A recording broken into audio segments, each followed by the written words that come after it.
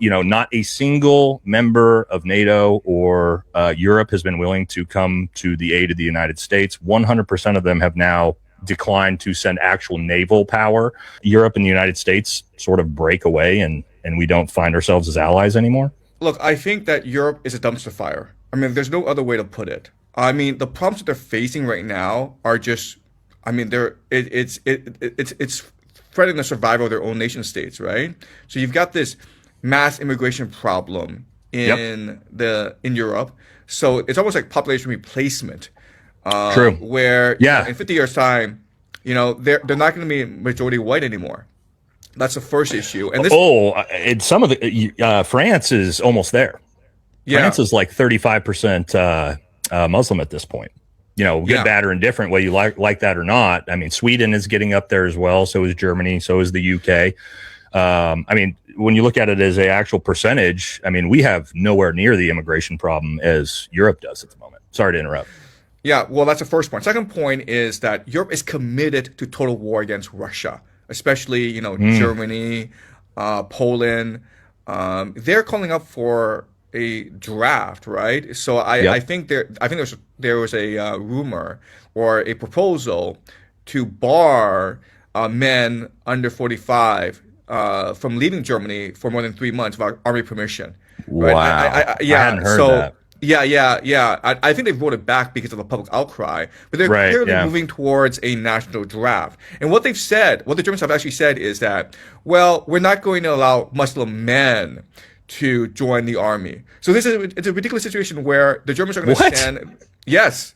Yes. You're it going to is send. so- So you're going to send all your ethnically Germans off to die. Your young ethnically German men off to die, but not your young immigrant men. Ah, okay. That sounds like a Exactly. great plan. Yeah. Exactly. Okay. Right. So that's point two, where they're going to continue to fight Russia, even though it is in their best long-term interest to seek peace as soon as possible, because they're not Yeah. going to beat Russia in Ukraine. Okay. I mean, they're not. Yeah. And Russia's not going to go and like invade Europe, because that's retarded. Russia Yeah. would never do something like that. No, I That's agree. Point number two. Point number three is that you have a huge aging crisis in Europe, where the population is becoming much older and therefore much more authoritarian and much more delusional. Okay, so the Europe has this fascination with DEI that America was able to get rid of. They're obsessed with woke politics. They're obsessed with DEI. They're obsessed with bureaucracy, and this is stifling innovation. This is stifling entrepreneurship. It's killing the young people in Europe. Right, you've got this aging crisis, and the last issue is their economies are no longer viable. Right, the European economy was basically based on importing cheap Russian energy and then making manufactured goods for China. And now they have no longer have access to cheap Russian energy. They don't even have access to like Gulf energy as well, right?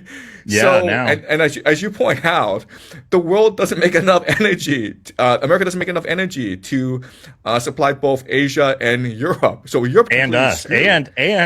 and America, and Right, Canada so- in a lot of senses. Yeah.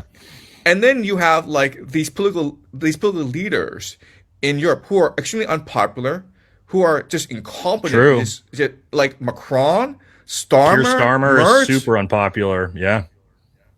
And and Macron has been unpopular for the past 20 years, and he's still in power, which is just unbelievable. But yeah, no, I mean like I just think that Europe is completely screwed, and it's just a question of like how screwed are they, and will they drag America into